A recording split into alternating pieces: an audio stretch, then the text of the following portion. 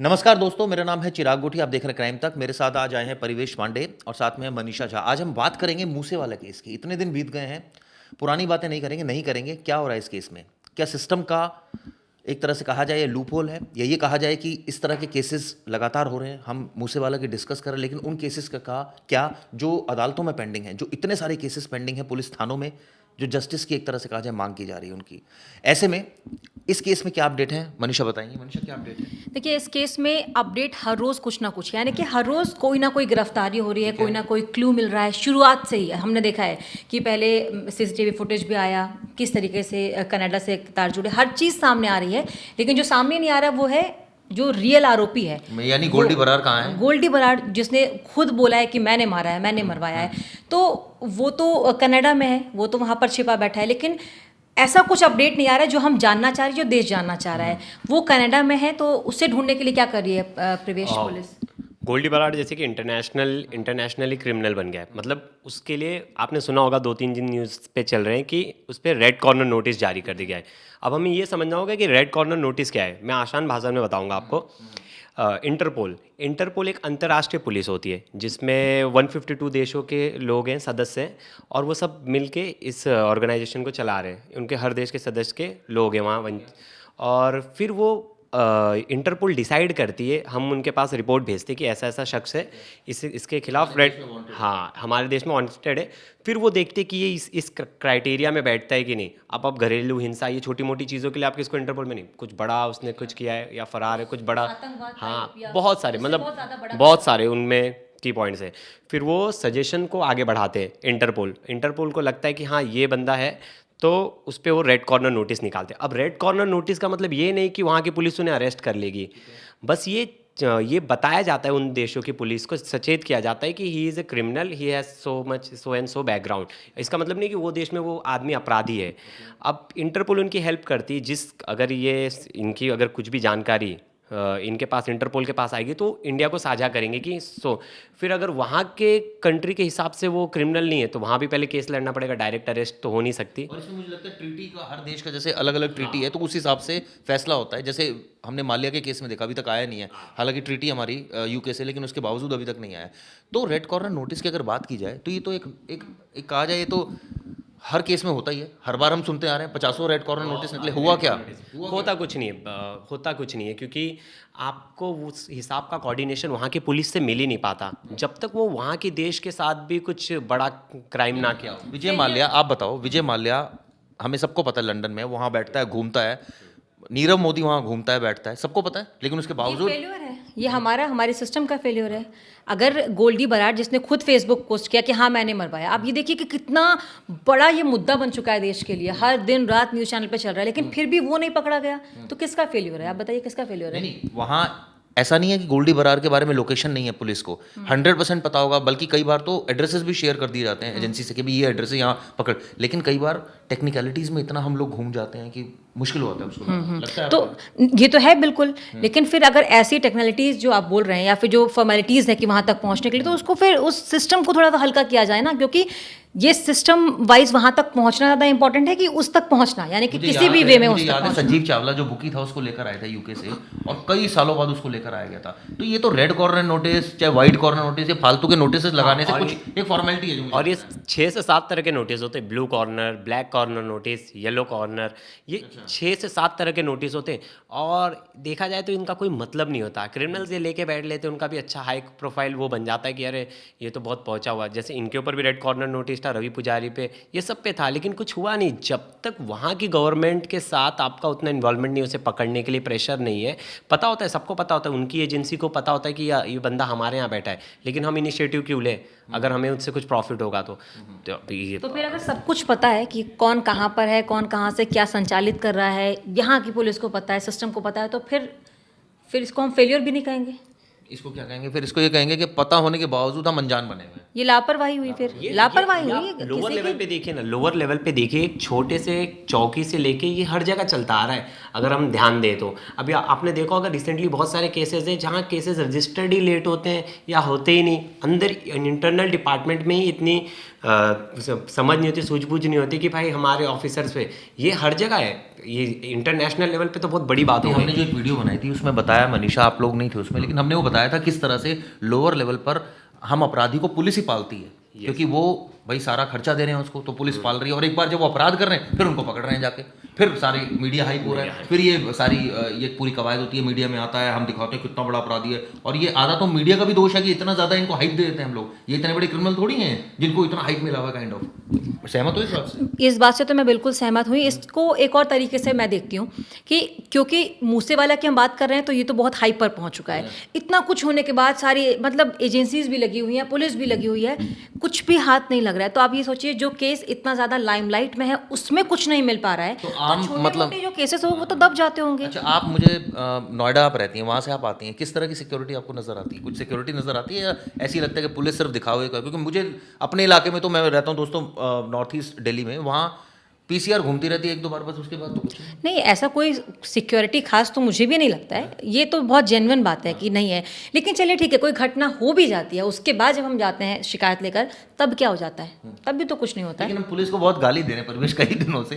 अब पुलिस का अगर एक अच्छा एक सीन ऐसा दिखाया जाए, ऐसा नहीं दोस्तों, पुलिस ने बहुत अच्छा काम किया दिल्ली में, मैं आपको बताऊं, कुछ अच्छे काम किए, कई लोगों की जानें बचाई हैं, कई कांस्टेबल्स ने बहुत बढ़िया बढ़िया क्रिमिनल्स पकड़े हैं, बहुत ब्रेवरी दिखा के अपराधियों को पकड़ा है। लेकिन होता क्या है ना कि फोर्स इतनी बड़ी है, और ऐसे में ये चीज़ें जो है ना, छोटे मोटे चीज़ें बहुत ज़्यादा रजिस्टर नहीं होती, जो नेगेटिव है वो ज़्यादा रजिस्टर्ड होता है। ये इसकी जिम्मेदार ऑब्वियसली मीडिया भी, वो बहुत ज़्यादा दिखाती है नेगेटिव। और ये तो देखिए सच बात है कि हर सिक्के के दो पहलू होते हैं। अगर पुलिस के लिए हम इतना बुरा बोल रहे हैं तो ऐसा नहीं है कि किया नहीं है, कुछ ऐसी चीज़ें होती हैं जो हमें बोलना पड़ता है।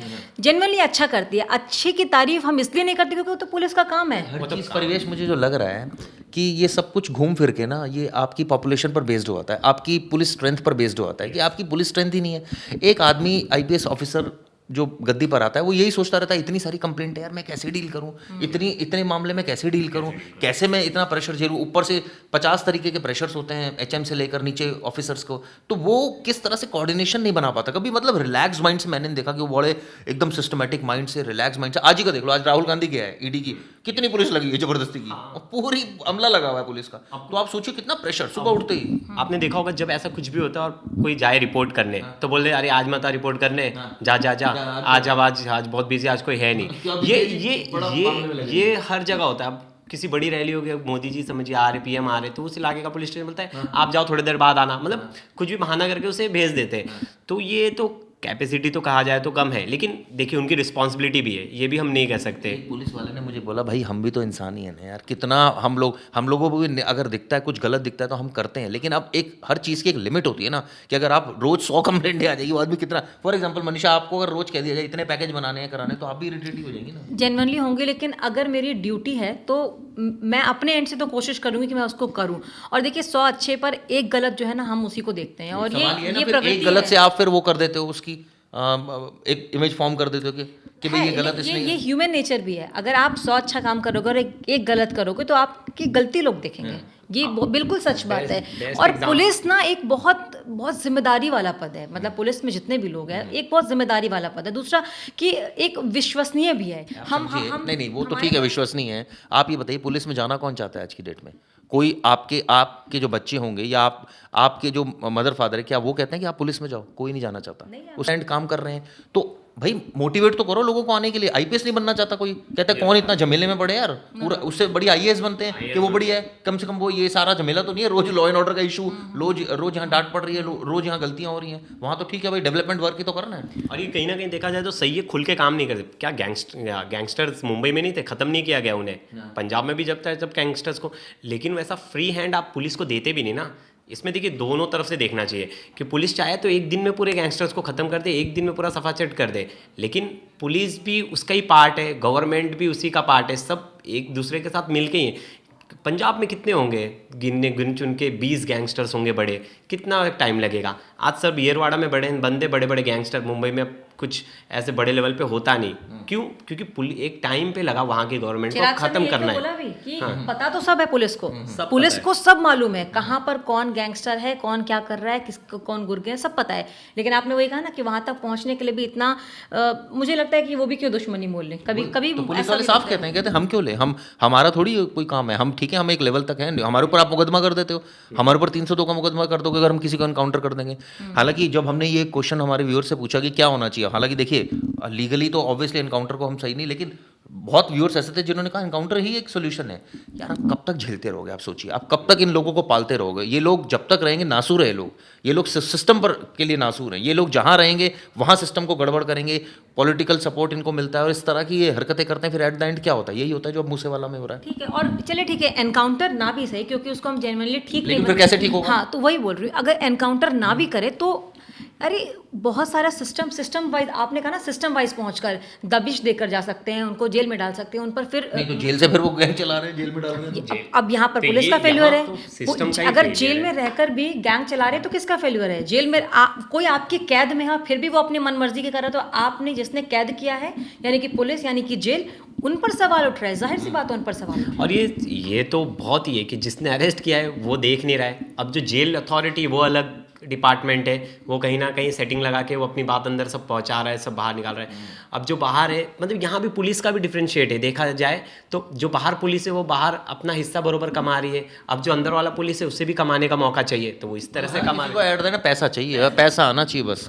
कुल मिलाकर सिस्टम ऐसी तैसी में जाए, पैसा आए बस, उनकी अपनी जेब भरे, जिससे पूरा सिस्टम चले। पर ये देखिए जेन्युइनली ये चीज़ तो गलत हो रही है। अगर पुलिस पैसा खाकर ये सब कर रही है, ऐसे में लोगों की जाने जा रही है, ना सिर्फ ये गैंगस्टर वाली बात है, अगर आप एक आम आदमी जो पुलिस स्टेशन जाएगा लेकिन अपनी पता है शिकायत वीडियो करने, अगर वो जो क्या करेगा? नहीं, जो लोग अच्छे ऑफिसर है ना वो गुस्सा हो जाते हैं जब उनको वीडियो सुनते हैं, वो कहते हैं हाँ, यार देखिए, आप हमारे बारे में क्यों हमने ये बोला ना, हर सिक्के के दो पहलू होते हैं। अगर पुलिस के बारे में हम ये बोल रहे हैं कि अगर वो अच्छा काम नहीं करे, अच्छा कर भी रही है, इसकी तारीफ इसलिए नहीं क्योंकि वो उनकी और जिम्मेदारी है। शायद इसीलिए सिस्टम चल रहा है दोस्तों कि अच्छी पुलिस कर्मी हैं और अच्छे पुलिस वाले लगे हुए हैं। इतने अपराधियों पर अभी भी दबिश दी जाती है, कई सारे एफआईआर दर्ज होती है, कई आरोपी डेली अरेस्ट होते हैं। ये अच्छे लोगों की, हर तीसरे दिन एनकाउंटर भी होते हैं। हाँ तो ये अच्छे पुलिस ऑफिसर्स की बदौलत ही और सरकार की बदौलत ही है, लेकिन अभी भी बहुत कुछ करना बाकी है। आप सोचिए, एक बेसिक से मैं आपसे सवाल पूछ रहा हूँ, आप लोग घरों से बाहर निकलते हैं, आप बताइए किस तरह की सिक्योरिटी आप लोग देखते हैं अपने घरों के बाहर? आप ईमानदारी से व्यूअर्स बताइएगा कि आपके घरों के बाहर क्या वाकई पीसीआर रहती है, क्या पुलिस की मौजूदगी रहती है,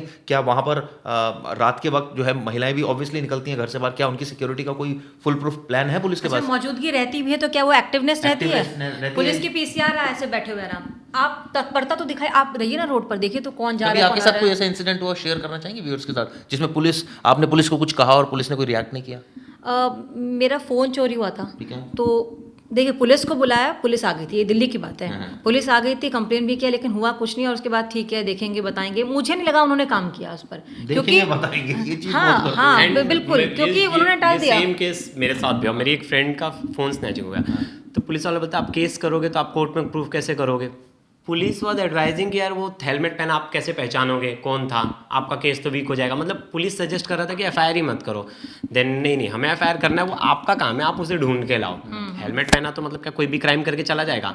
बट हम तो जर्नलिस्ट हैं, हमने वैसे बात करके उन्हें कन्विंस किया तो हमारी एफआईआर होगी। मतलब मैं सोचो ले मैन के लिए कितना प्रॉब्लमेटिक है। Exactly. जिन लोगों को बहुत ज़्यादा नॉलेज नहीं है, अगर कोई आम आदमी परेशान है, क्या उसके पास परेशान है, चलो पुलिस के पास चले, चोरी हो गई पुलिस के पास चले, अपनी परेशानी को लेकर सीधा पुलिस के पास जाते कि पुलिस उसका सोल्यूशन निकाले। उन्हें नहीं पता कि पुलिस, और लोगों को पता ही नहीं है कि पुलिस की कंप्लेन कहाँ की जाती है। हर जिले में पुलिस कंप्लेन अथॉरिटी होती है। अगर आपके साथ पुलिस भी दुर्व्यवहार कर रही है, आपके साथ गलत कर रही है, गलत ट्रीटमेंट कर रही है, तो आप पुलिस कंप्लेन अथॉरिटी। अभी तो पुलिस वाले होते हैं, वो भी तो भगा देते हैं आपको, अब जाओ कंप्लेंट लेके। बहुत सारे अभी कुछ दिन पहले एक डीसीपी मैम थी, उन्होंने अपने डिपार्टमेंट के एक एसएचओ को पकड़ा रिश्वत लेते हुए। तो ऐसा नहीं है कि पूरा डिपार्टमेंट ही है, अच्छा काम कर रहे लोग, लेकिन अच्छे काम को हम बोलते नहीं क्योंकि उनका काम ही अच्छा करना।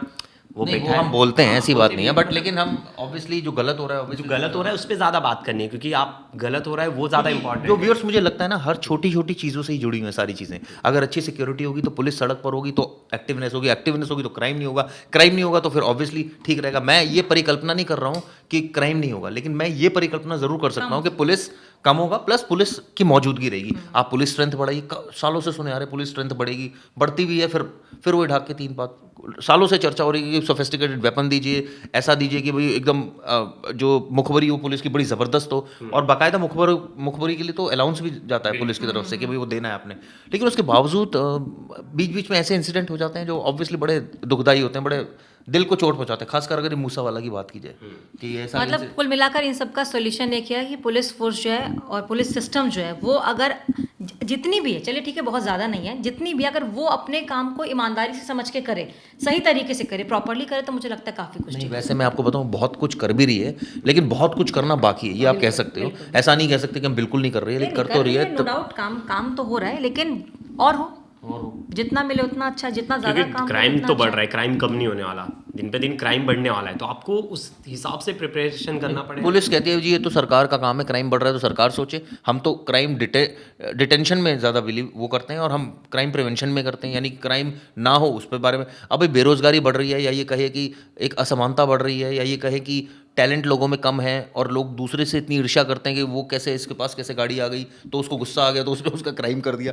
ये इस तरह के जो क्राइम है ना वो इतने ज़्यादा, क्योंकि बैलेंस नहीं है सोसाइटी में। आप देखिए कोई आपको लगता है कि यार ये बहुत टैलेंटेड आदमी नहीं है लेकिन ये मर्सिडीज चला रहा है, तो मैं क्यों नहीं चला सकता यार, मैं तो इससे भी ज़्यादा टैलेंटेड हूँ। या तो ये बड़े बाप की औलाद है, देखो ये चला रहा है। तो ये सब चीज़ें, इसमें चिराग जी एक चीज़ देखना पड़ेगा, क्राइम बढ़ रहा है लेकिन ऑर्गेनाइज क्राइम बढ़ रहा है। ऑर्गेनाइज क्राइम मतलब रात को 3 बजे तक ठेके चालू रहेंगे, पैसे देके होटल चालू है, जो परमिशन 11 बजे तक अगर बार चालू है 2-2 बजे तक, तो जो ऑर्गेनाइज क्राइम है, ऑर्गेनाइज वजह से ही क्राइम बढ़ रहा है। अब पुलिस को इंडेफिनेटली अगर ये चला रहे हैं तो हफ्ता तो जाता ही है, बिना हफ्ता के कौन चालू कर सकता है, ये बात सबको पता है। पुलिस वाले सारी वीडियो सुनते ना कहते हैं ये सब पुरानी बातें को नया बोलो यार, तो हम करते हैं। हम पूछते हैं आप करते क्यों हो, कहते हैं पैसा आ रहा है, बड़ी खुशी मिल रही है हमें, तो पैसा तुम्हें। मैंने कहा जी कितना पैसा चाहिए आपको, क्या करना है आपको पैसे का इतना, ये आपको पैसा, और पता है ये पैसा लगता नहीं है, ये पैसा आपके हाय में जाता है। गलत तरीके से पैसा कमाना और उसको जस्टिफाई करना तो बिल्कुल ही गलत है। अगर पुलिस ये कह रही पैसा आ रहा है तो गलत है ना, आपको आपकी नौकरी का पैसा मिल रहा है, आप उससे किसे नहीं पता जो एक बेचारा रात को अगर एक सिगरेट वाला भी इनलीगली सिगरेट बेच रहा है मेट्रो स्टेशन के नीचे, तो क्राइम है, वो पैसे कहीं ना कहीं पहुंचा रहा है, नहीं तो उसका बंद करा दे।